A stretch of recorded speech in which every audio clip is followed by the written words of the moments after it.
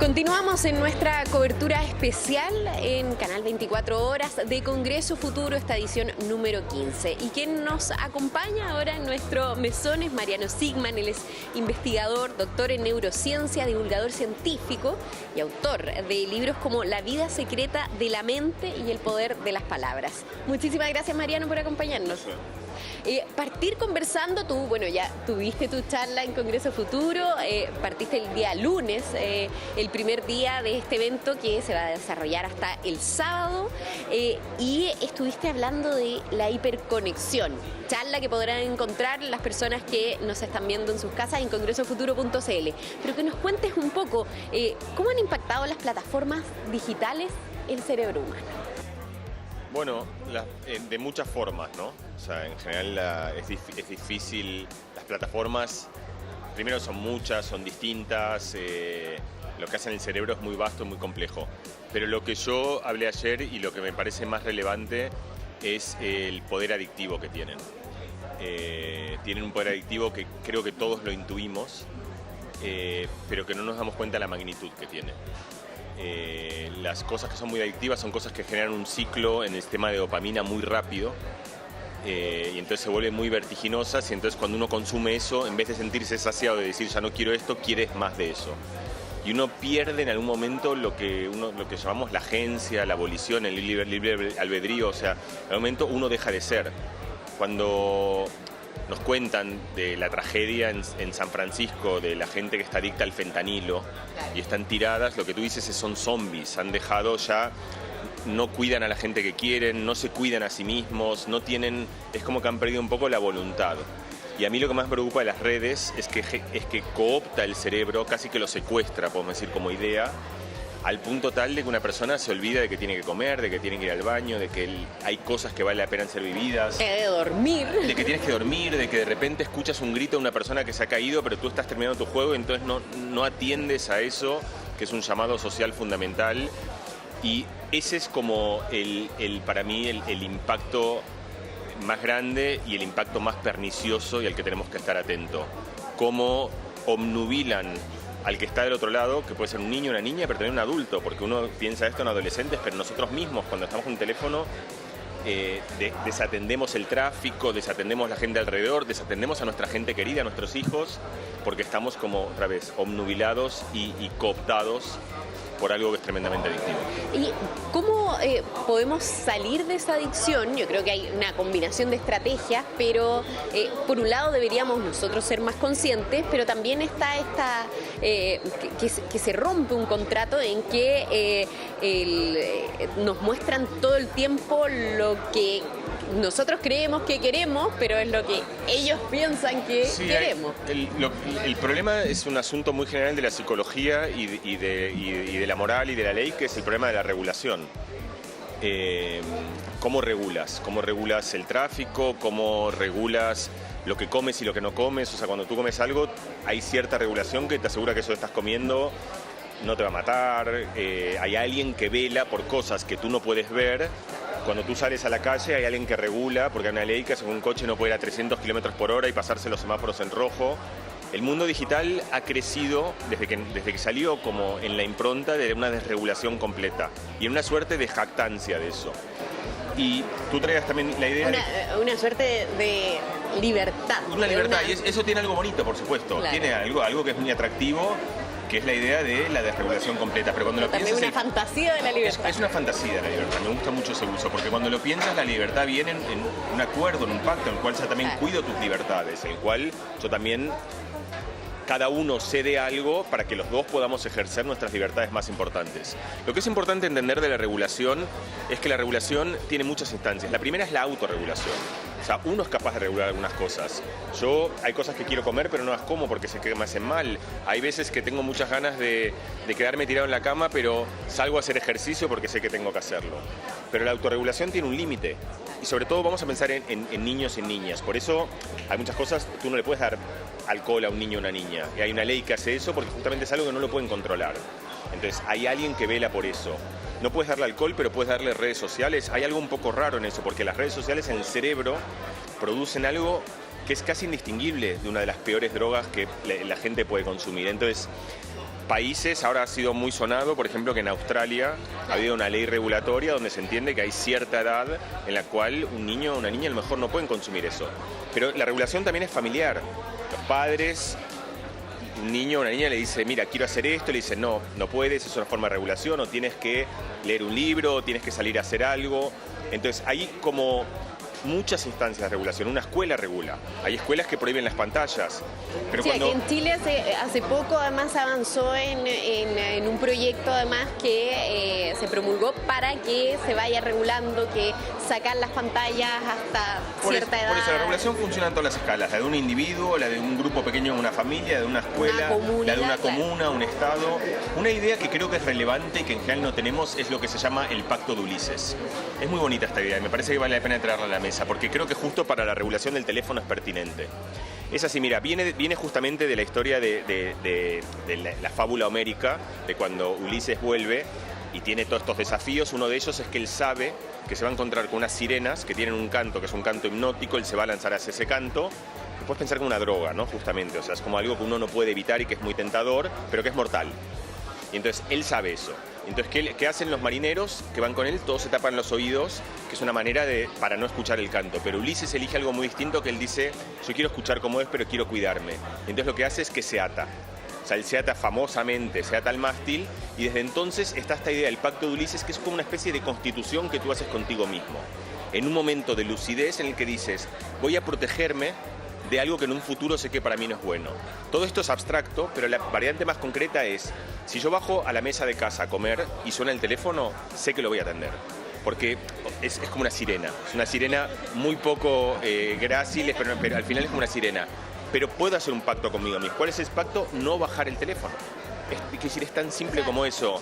También está en la base de la autorregulación. Claro, pero la autorregulación requiere que tú entiendas dónde, cuándo y cómo puedes regularte. Es el problema. Matthew Perry, el actor de Friends que murió tan trágicamente, hay una entrevista muy triste en la que un periodista lo entrevista y le dice, bueno, pero tú puedes elegir si tomar o no. Y Matthew Perry dice, yo no puedo elegir, yo puedo elegir la primera. Pero una vez que he tomado algo, a partir de ahí yo pierdo. Esto es lo que es terrible la droga. Hay un momento que uno pierde, desaparece lo que todos reconocemos, que es este yo volicional, aspiracional, es alguien que está como en control de mí mismo. Entonces, ahí tienes el Pacto de Ulises. Lo que Matthew Perry, lo que alguien puede elegir es si entras o no. Una vez que entras, ya no puedes salir. Con el teléfono es muy simple y creo que es una práctica porque uno pierde la oportunidad de interrumpir sus mejores conversaciones con una amiga que no has visto hace tiempo, con tu hija, con tu madre, con una persona que te está contando algo que es muy importante. O vivir el presente, ¿no? No vives el presente porque de repente aparece una noticia que es completamente irrelevante y es bueno reconocer que se nos da muy mal el poder controlar eso, pero se nos da bien el decir, ¿sabes qué? El teléfono aquí lo apago. Y cuando no pasa nada, uno piensa que saca del mundo, no pasa nada, llega, apaga el teléfono, habla con tu amiga, cuando te despides lo vuelves a encender y no habrá pasado nada. Claro, probablemente se den cuenta que nadie escribió, que puede también ser algo. O te llegaron dos mensajes que eran irrelevantes, claro. Y luego después que te dicen, ¿sabes qué? Se apagó la luz, pero ese mensaje que era irrelevante, tú te interrumpió cuando la otra persona te estaba contando que está muy triste por algo que le pasó y que generó como una especie de ruptura mucho más significativa de lo que uno cree. Porque estamos pensando, esta es la otra cosa, que estamos pensando el daño que las redes sociales nos hacen a nosotros mismos, pero si tú me estás contando una historia que es muy importante, esto de hecho fue un experimento que hicimos nosotros, y yo te ignoro mirando el teléfono, lo que te pasa a ti que me estás contando la historia también es muy, muy significativo, porque tú necesitas que la otra persona te mire cuando le cuentas algo que es importante. Esto lo vemos en el médico, ¿sabes? Cuando vas al médico y que el médico está en la pantalla y te estoy contando mi enfermedad, por lo menos mírame. Y a veces necesitamos que nos miren cuando contamos algo importante. Claro. Mariano, planteas esto, ¿no? Que uno de los desafíos actuales es resguardar la capacidad de decidir, que está un poco en torno a lo que veníamos hablando. En ese sentido, ¿también estás de acuerdo con estas regulaciones que han surgido externas, más de políticas públicas, para resguardar, por ejemplo, a los jóvenes? Yo personalmente, esto es una opinión y yo creo que sí, creo que, por supuesto, el regular es un asunto complicado, porque ¿quién regula? ¿Qué regulas? ¿Cómo? Y eso no lo vamos a resolver en esta mesa en 2 minutos. Exactamente dónde pones el corte. te decía de vuelta, para dar un ejemplo muy claro, el tráfico está regulado. Pero hay cosas que no están reguladas. Tú puedes elegir el camino que quieres elegir. Si quieres ir por una carretera, por una carretera, por una autopista, por una autopista. Quieres un camino más largo, más corto. Entonces tú ejerces tu plena libertad, pero hay ciertas cosas que no puedes hacer porque interrumpen la libertad de los demás. Ese es el pacto social. Yo creo que con las redes sociales tiene que pasar algo parecido. Y tenemos que encontrar un equilibrio sano y bueno en el que uno pueda sentir que uno ejerce su libertad individual, que es fundamental y que forma parte de algo, una conquista de la modernidad, que es una conquista esencial, pero dentro de un sistema en el cual uno no puede ser víctima de cosas que no puedes controlar. Porque lo que hay, esto que contabas tú, lo contaste un poco al pasar y para mí también era muy importante, que tú decías, a veces nos dan cosas que nosotros mismos nos pedimos, ¿no? Hay algo, por ejemplo, mira, cuando es una persona scrolleando, si tú lo ves de afuera justamente, lo que estás viendo es casi un zombie. O sea, lo puedes pensar, es casi como un ratón, ¿no? Que está como jugando a la palanca. O una persona, o sea, yo pienso en mí misma muchas veces, imaginándome. Te ves de afuera, por eso, si tú te filmas y te ves y dices, ha pasado 2 horas, no sé ni lo que he visto, no sé por qué no me quedé. O sea, claramente uno, en primera persona, tiene el sentido de que uno ha sido como cooptado por algo, ¿no? ¿Por qué eres cooptado por algo? Porque del otro lado hay una empresa que tiene un interés muy grande que tú pases mucho tiempo ahí, porque ese es su negocio, y que tiene muchos datos que le permiten saber cómo hacer para que tú no puedas salir. Esos datos incluyen las cosas que has visto, pero cosas que no te imaginas, como por ejemplo, si pasas rápido o lento. Uno a veces, por ejemplo, haces un gesto como que es así, ¿no? Como que... y luego lo pasas, ¿no? Que es como, has dicho... esto lo quiero ver, pero no, ¿sabes? Es como si alguien te acerca unas patatas fritas que te gustan mucho, pero también que tú dices, no quiero entrar, y que haces como que amagas para agarrarlo, pero luego dices no. Bueno, esa información está, y pueden usar esa información, porque saben que eso es lo que tú acabas de decir, no me lo des, porque si me lo das me puede. Bueno, ¡pum!, te dan eso. Entonces, ahí hay algo que yo creo que todos reconocemos que es un poco injusto, que si tú estás pidiendo deliberadamente, esto por favor no me lo des porque soy muy vulnerable a eso, y tienen cómo reconocerlo, es un poco injusto. Un lío que hubo con una empresa de transportes, de coches, tipo de estas, es que ellas o ellos, no sé cómo se llama una empresa, tienen lo que se llama precios dinámicos, que está perfecto. O sea, lo que puede hacer es que, por ejemplo, cuando hay mucha más demanda, el precio sube, lo conoces, o sea, en Uber o Cabify, lo que fuese, suben el precio. Esto que se llama elasticidad, está la pregunta de cuándo tú estás dispuesto a pagar más dinero por algo. Y tanto, por ejemplo, si llueve, claro que sí. Si sales de un concierto en el que estás muy lejos y hay mucha gente que quiere un taxi, claro. Y todo eso puede decir, bueno, es justo, hay más demanda.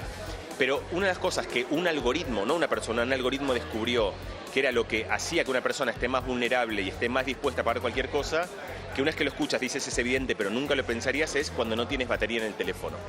Porque si no tienes batería en el teléfono, te queda una línea y te ponen 70.000 pesos, porque agarro, porque si no me voy a quedar. Entonces, ¿es justo eso? O sea, ¿es justo que sepan eso y que usen eso contra ti? Creo que la mayoría de la gente, es un debate, pero creo que la mayoría de la gente piensa que no. O sea, como que está bien que tú pagues más si llueve, eso es justo, pero a lo mejor no está bien que pagues más porque no tienes batería, porque ni siquiera deberían saberlo. Entonces, ¿quién controla eso? Ese es el tipo de cosas que me parece que está bien que pensemos cómo se regula.